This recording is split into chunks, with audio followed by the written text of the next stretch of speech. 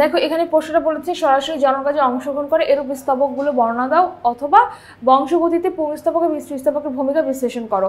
সরাসরি জননকাজে অংশগ্রহণ করে দুইটা স্তবক, একটা হচ্ছে পুংস্তবক এবং স্ত্রীস্তবক, এদের ভূমিকা কি সেটাই হচ্ছে আমাদের প্রশ্ন। উদ্ভিদের বংশগতিতে পুংস্তবক এবং স্ত্রীস্তবক গুরুত্বপূর্ণ ভূমিকা পালন করে। প্রথমে আমরা পুংস্তবকের বর্ণনা দিব, এখানে পাশে ছবি দেওয়া আছে, তোমরা অবশ্যই ছবি দিয়ে অ্যান্সারটা করবা। পুংস্তবক হচ্ছে ফুলের অত্যাবশ্যকীয় স্তবক যার একটা অংশ, প্রতিটা অংশকে পুংকেশর বলে।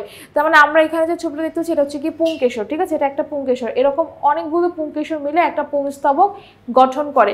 পুংকেশরের দুইটা অংশ থাকে, এই মাথা যেটা দেখতে পাচ্ছি এটাকে বলা হচ্ছে পরাগধানী, আর এখানে দণ্ডের মতো অংশকে বলা হয় পরাগদণ্ড অথবা এটাকে পুংদণ্ড বলা হয়, ঠিক আছে, এটাকে পুংদণ্ড বলা হয়।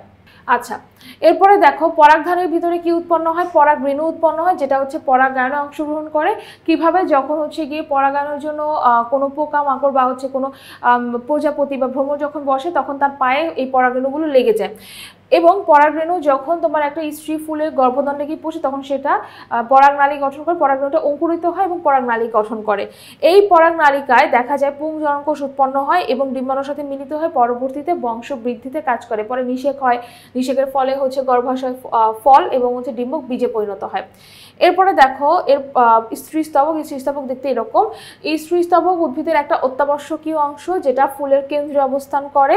আমরা এখানে যেটা দেখতে পাচ্ছি যে পেট ফোড়ার মতো যে অংশ, এটাকে হচ্ছে কি গর্ভাশয় বলে। গর্ভাশয়ের ভিতরে সাধারণত ডিম্বাণু তৈরি হয়, ঠিক আছে। এবং এই যে ডিম্বাণু, এই যে দণ্ডের মতো যে অংশটা আমরা দেখতে পাচ্ছি এটাকে বলা হয় গর্ভদণ্ড। আর একদম এই যে গর্ভদণ্ডের একদম শীর্ষে মুন্ড যেটা দেখা যাচ্ছে এটাকে বলা হয় গর্ভমুণ্ড। গর্ভাশয় স্ফীত হয়ে ফলে পরিণত হয়, আর এখানে ভিতরে যে ডিম্বক থাকবে সেই ডিম্বকটা বীজে পরিণত হবে এবং বীজটাই পরবর্তীতে নতুন উদ্ভিদ সৃষ্টি করতে পারে, অর্থাৎ বীজ থেকে চারা গাছ থেকে একটা বড় গাছ সৃষ্টি হবে।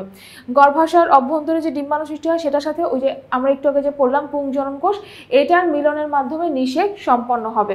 তাহলে আমরা বুঝতে পারছি যদি পুংস্তবক বা স্ত্রীস্তবক কোনোটাই যদি না থাকে তাহলে কিন্তু উদ্ভিদের বংশবৃদ্ধি হতো না, অর্থাৎ এখানে নিষেক হতো না। নিষেক না হলে কোনো ফল বীজ কিছুই তৈরি হতো না।